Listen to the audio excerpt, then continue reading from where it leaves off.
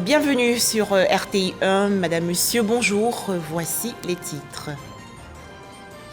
En Côte d'Ivoire, l'adoption hier à Yamoussoukro, dans la région centre, de 11 projets de loi par les sénateurs membres de la Commission des relations extérieures et des Ivoiriens établis hors du pays.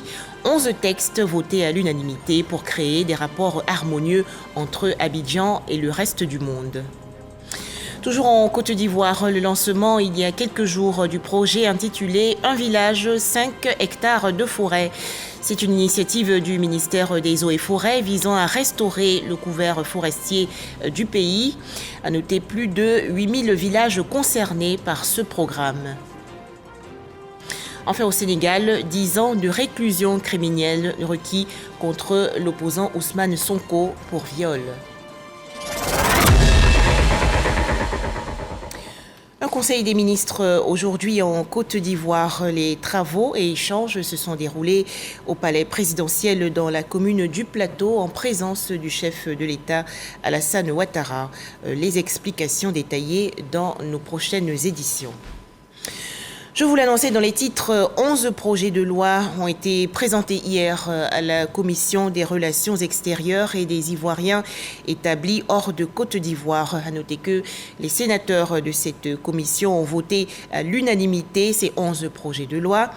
La plupart des textes adoptés sont relatifs au milieu des gens de mer, à leur protection et au commerce maritime. Les explications de Kader Sogodogo de RTI Bouaké. Journée chargée pour le ministre délégué auprès du ministère d'État, ministère des Affaires étrangères, de l'intégration africaine et de la diaspora. Léon Adom Kakou a soumis au Sénat 11 projets de loi visant à raffermir les relations de la Côte d'Ivoire avec les autres.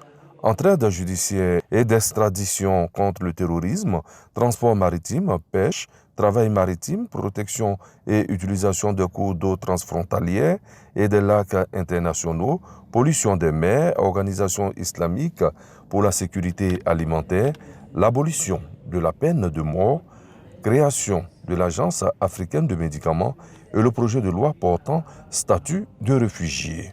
Une présence au Sénat pour inviter l'ensemble des Ivoiriens à tendre les bras aux frères venus des pays voisins en détresse. C'est en fonction de ce que nous savons que nous demandons aux Ivoiriens de faire preuve d'humanité. C'est un acte d'humanité que le président a posé, que le gouvernement a posé. N'oublions jamais que ça n'arrive pas qu'aux autres. Ces 11 projets de loi ont été adoptés à l'unanimité par la Commission des relations extérieures et des Ivoiriens établis hors de Côte d'Ivoire, présidée par la sénatrice Manenja Diabaté Touré.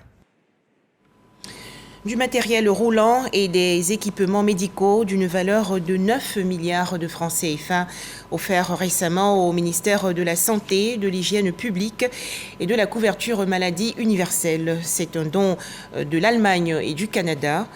Ces deux pays veulent ainsi aider la Côte d'Ivoire à renforcer la résilience et améliorer son système sanitaire. Les précisions de Didier Nguessan. Du matériel roulant et des équipements médicaux offerts pour moitié par la République fédérale d'Allemagne et pour l'autre moitié par le Canada. Ce second pays apporte également un appui à la gestion des déchets biomédicaux, de même que l'intensification de la vaccination contre la COVID-19. Qu'au total des dons, plus de 9 milliards de francs CFA, dont 6 milliards 650 millions de francs pour le Canada et 2 milliards 500 millions de francs CFA pour l'Allemagne. Le soutien du Canada à la Côte d'Ivoire dans le cadre de la coopération entre nos deux pays. Coopération qui dure maintenant depuis plus de 60 ans. Le Canada et la Côte d'Ivoire ont signé un mémorandum d'entente cadre pour la coopération au développement du Canada en Côte d'Ivoire, ainsi que 3 protocoles d'entente avec le ministère de la Santé. Je remercie également l'UNICEF et Marc, le représentant, pour son concours à la réalisation de cet important don qui continue à contribuer à l'amélioration de la santé de la population. Pour le ministre de la Santé, Pierre Demba, ce matériel vient renforcer le système de santé en améliorant les conditions de travail des agents de santé. Ce qui est vraiment innovant, c'est d'avoir donc des congélateurs solaires qui permet donc de déployer partout, même dans les endroits où il n'y a pas d'électricité. Je pense que grâce à ces dons, nous allons renforcer notre système de santé et permettre donc d'accélérer la vaccination, que ce soit Covid et la vaccination de routine. Avec la création de 10 pôles régionaux d'excellence en santé et l'investissement de plus de 1000 milliards de francs CFA dans les infrastructures sanitaires et leur équipement, le gouvernement renforce le système de santé. La gestion du foncier rural en Côte d'Ivoire, question au centre d'une conférence de presse organisée hier dans la commune du Plateau par le ministère d'État, ministère de l'Agriculture et du Développement rural. Dans son exposé, le ministre Kobena Kwasi Adjoumani a souligné que l'objectif du gouvernement n'est pas d'exproprier les populations de leurs droits coutumiers. Les explications, Lanciné Bakayoko. En dehors des délais, rien d'autre dans la loi de 1998 relative au domaine foncier rural n'a été ramené au niveau réglementaire. Pour les textes d'application de la loi par voie réglementaire, il s'agit plutôt de la nécessité d'accélérer le processus de délivrance des actes. Les décrets qui ont été pris à cet effet protègent les détenteurs des droits coutumiers en introduisant d'importantes innovations. C'est le cas du décret déterminant les procédures d'immatriculation des terres du domaine foncier rural qui prévoit les innovations suivantes. La prorogation de 3 ans à 10 ans du délai pour un détenteur de certificat foncier pour aller à l'immatriculation. L'instauration d'un arrêté de propriété foncière signé par le ministre en charge de l'Agriculture ou par délégation le préfet de département. Cet arrêté constitue un moyen de preuve qu'une terre fait l'objet d'immatriculation. Sur la notion de terre vacante et sans maître, la loi modificative de 2019 précise que le défaut de maître est constaté par décret pris en Conseil des ministres. En application de cette dernière disposition, un décret définissant la procédure de constatation des terres sans maître du domaine foncier rural a été adopté récemment en Conseil des ministres pour rassurer les populations que leurs terres ne seront pas abusivement déclarées comme sans maître et être incorporées dans le patrimoine de l'État. Selon Kobena Kwasi Adjoumani, l'objectif du gouvernement n'a jamais été d'exproprier la population rurale de ses droits coutumiers. Il est d'ailleurs prévu une gratuité généralisée pour les populations. À ce jour, grâce aux réformes entreprises par le gouvernement actuel, notamment avec la création de l'agence foncière rurale, nous avons 5160 villages qui ont été délimités. 23 778 certificats fonciers ont été délivrés. Plus de 11 modèles de contrats agraires ont été élaborés. 6 257 contrats agraires ont été conclus. De 2002 à 2011, la Côte d'Ivoire n'a enregistré que 186 villages délimités et 188 certificats fonciers délivrés. Toujours en Côte d'Ivoire, le ministère des Eaux et Forêts, très actif dans la restauration du couvert forestier. Ce département ministériel a en effet lancé il y a quelques jours un projet intitulé « Un village, 5 hectares de forêt ». Il s'agit de reboiser plus de 8000 villages à travers tout le pays. Les précisions de Soro Corona de RTI Bouaké. La disparition effrénée de la forêt ivoirienne demeure aujourd'hui une préoccupation majeure pour le président de la République. De 16 millions d'hectares de forêt en 1900, le pays ne dispose que de 2 millions d'hectares de forêt aujourd'hui. Le gouvernement a adopté la politique de préservation, de réhabilitation et d'extension des forêts qui doit permettre de porter le couvert forestier national de 2,97 millions d'hectares de forêt actuellement à 6,5 millions d'hectares à l'horizon 2030. Pour atteindre cet objectif, le ministère des Eaux et Forêts multiplie les initiatives. Le projet Un village, 5 hectares de forêt est donc lancé à Lenguekoro village du département du Congo. Le ministre d'État, ministre de la Défense Téné Birahima Ouattara et celui des eaux et forêts Laurent Tchagba plantent les premiers arbres pour donner l'exemple. Le projet Un village de 5 hectares de forêt s'exécutera sur l'ensemble du territoire national, apportera une contribution significative à l'atteinte de l'objectif de 2030. En effet, la Côte d'Ivoire compte 8000 villages. Si chaque village réalise 5 hectares de forêt, nous aurons au moins 40 000 hectares de forêt. Le ministre d'État, ministre de la Défense, exhorte les autorités coutumières à s'impliquer dans ce projet en cédant les terres pour le reboisement. Dans le on doit donner l'exemple à la Côte d'Ivoire. Et pour ce faire, il faut que les parents puissent, dans le respect des règles définies par le ministère des Eaux et Forêts, faire le travail qu'on leur demandera de faire. Monsieur le ministre, je peux vous assurer que je ne ménagerai aucun effort pour moi-même suivre personnellement cette opération parce qu'elle me tient à cœur. Le projet Un village, 5 hectares de forêt n'est pas la seule initiative pour la reconstitution du couvert forestier. Il y a également une école, 5 hectares de forêt et la réhabilitation des forêts sacrées. Des autorités sud-coréennes, dont le ministre sud-coréen en charge de la coordination des politiques gouvernementales, ont séjourné récemment en Côte d'Ivoire. Ces responsables sud-coréens ont visité le centre sportif, culturel et des TIC ivoiro-coréens Alassane Ouattara.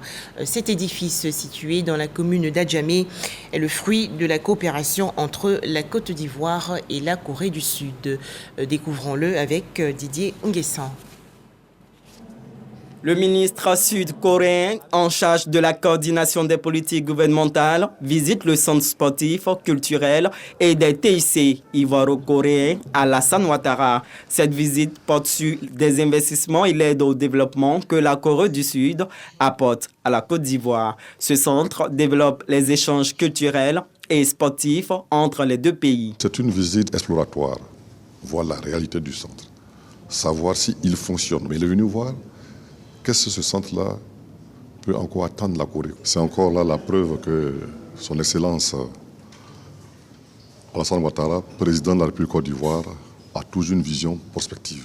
Le président avait déjà vu l'attrait puissant que ce centre pouvait constituer pour la coopération ivoiro-coréenne. Et ça continue. Nous avons une salle informatique, une bibliothèque pour la formation de la jeunesse dans le métier d'éthique, et développement web et puis bureautique et d'autres formations pour renforcer les capacités de la jeunesse et leur permettre d'avoir du travail avec des compétences bien données sur le terrain.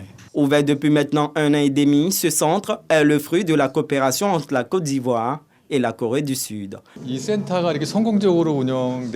heureux de visiter ce centre qui est avec une magnifique architecture et puis ce centre deviendra notre centre de collaboration entre les deux pays. Cadre de promotion du taekwondo, ce centre sportif est aussi dédié à la culture et aux technologies de l'information et de la communication. Autre actualité nationale, cette session de formation à l'endroit des administrateurs des entreprises publiques et privées de la zone UEMOA, une initiative de l'Institut national des administrateurs de Côte d'Ivoire. Objectif, renforcer les capacités de ces managers dans les domaines de la gestion et de la gouvernance des entreprises. Les précisions de Jean-Marc Djadji. Une vingtaine d'administrateurs de sociétés privées et publiques de la zone UEMOA en formation. Ces leaders sont instruits sur l'utilisation des ressources en responsabilité, le respect des intérêts des actionnaires et l'évaluation des objectifs. Des bonnes pratiques de gouvernance au sein des entreprises. C'est un métier qui mérite d'être professionnalisé. Donc je suis là venu renforcer mes capacités. Il est de plus en plus important maintenant que l'administrateur de société aille à l'école pour se former, pour donc jouer son rôle pleinement. Initiée par l'Institut national des administrateurs de Côte d'Ivoire, INATSI, cette initiative rentre dans le cadre de la professionnalisation du métier d'administrateur. Il faut qu'on leur apprenne à jouer leur rôle, il faut qu'on leur apprenne à connaître l'entreprise dans laquelle ils ont été désignés pour être membres du conseil d'administration. Et donc tout ça, il faut qu'ils sachent par exemple qu'ils sont là pour contrôler, pour surveiller la gestion de la société. Les auditeurs recevront leur certificat d'administrateur de société de la zone UEMOA après 6 mois de formation. Le rôle des mathématiques au centre d'un workshop international organisé récemment dans le district d'Abidjan. C'est une initiative du groupe d'analyse harmonique et application soutenue par le laboratoire des mathématiques. Le point, Abou Sanogo. Contribuer au développement des mathématiques dans toutes les régions du continent africain en favorisant les échanges entre les jeunes mathématiciens africains et d'autres continents. Donner aux étudiants en cours de thèse et les jeunes chercheurs en mathématiques les connaissances de base dans certains domaines sont entre autres les objectifs du groupe d'analyse harmonique et application d'Abidjan pour le workshop international organisé en Côte d'Ivoire. C'est une rencontre scientifique qui regroupe tous les chercheurs dans différentes universités, voire de différents pays pour réfléchir sur un thème. Un exemple de l'analyse harmonique et des équations aux dérivées partielles dans la vie courante. Nous réfléchissons sur l'utilisation de l'analyse harmonique et des EDP dans la vie de tous les jours. C'est une occasion pour nous de rapprocher des chercheurs de différents horizons, de permettre aux jeunes étudiants d'avoir des collaborations, de voir l'importance de la recherche dans la spécialité qui est concernée par le workshop. Les mathématiques sont devenues, selon le professeur Saliou Touré, des facteurs indispensables dans le développement des nations modernes. Il faut aussi que les populations sachent que les mathématiques ont des applications, ne serait-ce que dans nos villages, dans le terroir africain. Nous souhaitons contribuer au développement des mathématiques dans toutes les régions du continent africain en favorisant les échanges entre les jeunes mathématiciens africains et les mathématiciens du monde entier. Durant 5 jours de réflexion et d'échange, plusieurs grands axes seront développés comme l'équation aux dérivées partielles, l'analyse harmonique. Direction Bondoukou, dans la région nord-est du pays. Des infrastructures scolaires ont été remises il y a quelques jours aux populations de 2 villages. Il s'agit de 3 bâtiments dotés de 3 salles de classe et des latrines, un don du conseil municipal de Bondoukou. C'est un reportage de Herman Niamien. 3 salles de classe construites pour l'extension du groupe scolaire Bondoukou Sud. 3 autres salles de classe plus bureaux construite dans le village de Yamadougou, situé à 5 km de Bondoukou.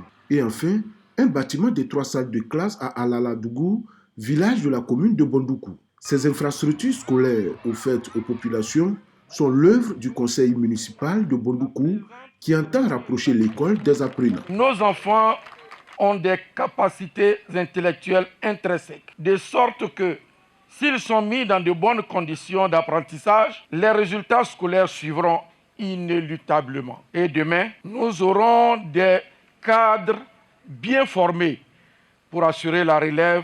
Recevant les clés des bâtiments, tout en traduisant leur gratitude au maire de Bondoukou et à son conseil municipal, les populations se sont engagées à entretenir ces infrastructures scolaires afin de permettre aux élèves d'apprendre dans de meilleures conditions. Cette école donc, mon souhait est que les enfants qui vont la fréquenter puissent avoir en eux les valeurs qu'incarne notre ministre, à savoir le sens élevé de la responsabilité, le travail bien fait et la rigueur. Le préfet des régions du Gontougou a félicité le conseil municipal pour avoir fait de l'éducation sa priorité en la matérialisant par la construction de nombreuses salles de classe dans plusieurs localités. L'éducation, c'est la clé du développement. Et vous l'avez compris, c'est tout un symbole. En 10 ans de mandat, le maire de Bondoukou, qui n'est plus candidat aux élections municipales à venir, et son équipe ont construit 75 salles de classe et équipé de plus de 3000 tables bancs plusieurs établissements scolaires auxquels s'ajoutent de nombreux dons en matériel didactique. Yamoussoukro, dans la région centre du pays, a accueilli récemment un atelier. Les participants ont examiné le rapport du projet de cadastrage des villes de Bouaké dans le centre et de San Pedro dans la partie sud-ouest du pays. Objectif, améliorer le cadre de vie et la gouvernance foncière de ces 2 villes. Les explications de Kader Sogodogo de RTI Bouaké. Le projet d'infrastructure pour le développement urbain et la compétitivité des agglomérations secondaires, PIDUCAS, dans le cadre de sa composante 3, des initiatives en faveur des villes de Bouaké et de San Pedro, initie un atelier pour mettre en conformité le projet de cadastrage de ces deux localités. Il s'agit pour les participants de contribuer à l'amélioration du cadre de vie et à la gouvernance foncière de ces deux villes. Ce projet s'inscrit dans l'une des composantes du PIDUCAS, donc qui consiste à renforcer le cadre de vie et le cadastrage au niveau des villes de Bouaké et de San Pedro. Donc l'étude a été conduite par un groupement de cabinets et nous sommes aujourd'hui à l'atelier de validation du rapport provisoire qui a été soumis. Dans le cadre de ce projet, il est prévu de faire une couverture aérienne des deux localités. Donc cette photographie aérienne permet donc de localiser toutes les constructions et puis par la suite, il va y avoir un travail technique qui va faciliter la régularisation de ces lotissements par le ministère en charge de la construction. Pendant 2 jours, les participants feront des recommandations pour la validité du rapport final. Le PIDUCAS est axé sur 3 composantes: le renforcement de la performance des infrastructures économiques, le soutien au développement du secteur privé et enfin, l'amélioration de la fonctionnalité urbanistique et cadre de vie, objet du présent atelier. Le lancement de la 2e édition du Salon Afrique-Canada Immigration Investissement, édition 2023 axée sur le thème partenariat gagnant-gagnant pour un avenir économique prometteur entre la Côte d'Ivoire et le Canada. Ce salon va se tenir du 12 au 14 octobre prochain dans le district d'Abidjan. Les précisions de Jean-Marc Djadji.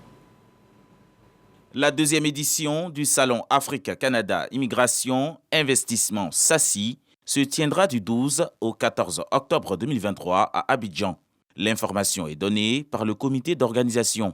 Ce salon vise à promouvoir les opportunités qu'offre le Canada en termes d'immigration, d'études dans le pays et d'investissement vers le continent africain. Nous avons montré que le nombre, la capacité hôtelière de la ville par exemple d'Abidjan, qui se situe à quelques milliers seulement, n'est pas suffisant. Vous avez d'ailleurs remarqué que ces derniers temps-ci, il y a beaucoup d'hôtels qui se sont installés, mais en dépit de cela, les besoins continuent d'être importants. Plus de 6000 personnes sont attendues à cette rencontre entre hommes d'affaires ivoiriens et investisseurs canadiens.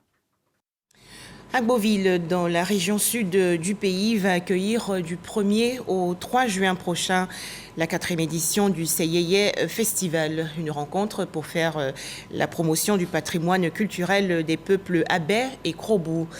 Thème retenu, jeunesse et immigration clandestine.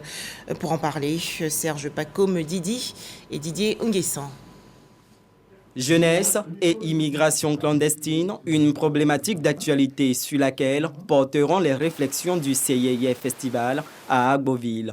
Événement culturel qui vise à promouvoir le riche patrimoine culturel Krobou et Abé. La valorisation de la danse, de l'art culinaire, des costumes traditionnels et de l'artisanat. Bien de jeunes pensent que l'Eldorado c'est ailleurs. Alors qu'en Côte d'Ivoire, notre pays, avec les efforts du chef de l'État, Alassane Ouattara, beaucoup d'efforts sont consentis pour la jeunesse, à travers des programmes, des activités, à travers des actions, à travers également des outils de formation et des opportunités d'emploi pour ces jeunes de Côte d'Ivoire, afin d'éviter d'aller mourir sur des embarcations de fortune.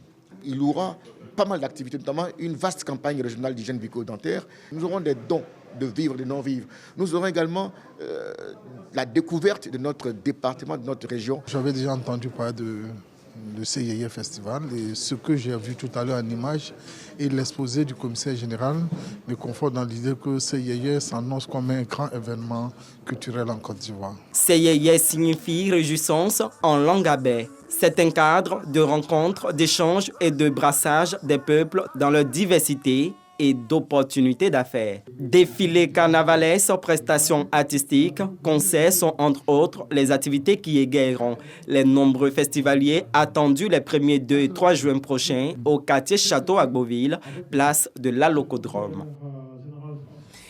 Le droit ivoirien des successions, c'est l'œuvre écrite par le professeur Jacqueline Loès-Oble. La 3e édition de cet ouvrage a été présentée récemment au grand public dans la commune du Plateau. 400 pages pour expliquer les évolutions législatives du droit successoral en Côte d'Ivoire. Les précisions de Jean-Marc Djadji. Praticiens, étudiants en droit, en passant par les hommes politiques. Aucun érudit n'a voulu manquer la dédicace de la 3e édition de l'ouvrage « Le droit ivoirien des successions », une création de Jacqueline Loès-Oble, femme politique et ex-professeure agrégée de droit. Son œuvre en 2 parties revient sur la qualité des personnes ayant vocation à recueillir la succession du défunt en l'absence de dispositions testamentaires et la transmission par voie légale du patrimoine laissé par une personne décédée à des héritiers. Ce livre était d'un intérêt capital, en ce sens que la Bible nous enseigne que l'ignorance n'est bon pour personne. Donc, celui nous apporte une information capitale sur les droits des héritiers. C'est là important d'être informé pour ne pas perdre ses droits. C'est vrai que depuis 2019, on a eu un certain nombre de matières en matière de succession qui ont permis de faire évoluer. L'ouvrage « Le droit ivoirien des successions » implique théorie et pratique pour la bonne compréhension des lecteurs. Que depuis 1975, ce sont les enfants qui sont les héritiers, le premier ordre. Mais cette loi a fait monter le conjoint survivant qui vient maintenant en concours avec les enfants du défunt. Et quand on sait que le conjoint survivant, c'est à la fois le veuf et la veuve, vous voyez bien que tout le monde est gagnant dans cette affaire. Que pour éviter des conflits maintenant qui commencent à devenir récurrents entre les enfants du défunt, il faut absolument que les parents fassent ce qu'on appelle le partage d'ascendants. Première femme professeure juriste de l'Afrique subsaharienne de la faculté de droit d'Abidjan depuis 1983, Jacqueline Loès-Oble enregistre à son actif plus d'une 40aine de publications. Les populations de Sakassou, dans la région centre du pays, exhortées à cultiver davantage les valeurs de paix et de cohésion sociale. Cet appel a été lancé récemment par les cadres de la région. Ils sont au micro de Soro Corona de RTI Bouaké. Centre culturel de Sakassou, région de Gbeke. Le directeur de cabinet du vice-président de la République face aux populations de la capitale du royaume Baouli. Emmanuel Aoutou explique aux cadres, jeunes et aux femmes, l'importance de la cohésion, de la paix et du vivre ensemble, préalable à l'essor de Sakassou. Des valeurs qui ont permis au département de connaître un développement harmonieux ces 10 dernières années, à savoir le bitumage de l'As, Sakassou-Tchébissou, des rues de la commune, la construction des centres de santé, d'écoles primaires, de collèges de proximité, la réalisation de forages et de pompes villageoises. Emmanuel Aoutou exhorte les jeunes et les femmes à mettre en place des projets qui prennent en compte les valeurs de paix, de cohésion et de vivre ensemble dans le village. Nous devons constamment rappeler que le préalable à tout développement, c'est la paix. Et donc être des acteurs de cette paix à travers le vivre ensemble entre nos communautés, au sein de nos familles, entre nos villages, etc. Les leaders de jeunesse et des femmes sont prêts à proposer des projets fédérateurs. Nous souhaitons aussi avoir un programme spécialisé pour la lutte contre la pauvreté de la femme en milieu rural et élargi aussi pour l'insertion des jeunes en milieu rural. Une très bonne opportunité pour la jeunesse de Sakassou de venir écouter les cas de Sakassou afin de pouvoir poser leurs préoccupations et entamer les projets de développement pour notre localité. Le directeur de cabinet du vice-président de la République projette une tournée dans les villages en vue de sensibiliser les populations sur les élections apaisées. En image, l'actualité hors de chez nous. Au Sénégal, 10 ans de réclusion criminelle requis hier contre l'opposant Ousmane Sonko. Ce dernier, qui était absent, est poursuivi pour viol. Le délibéré est attendu le 1er juin prochain.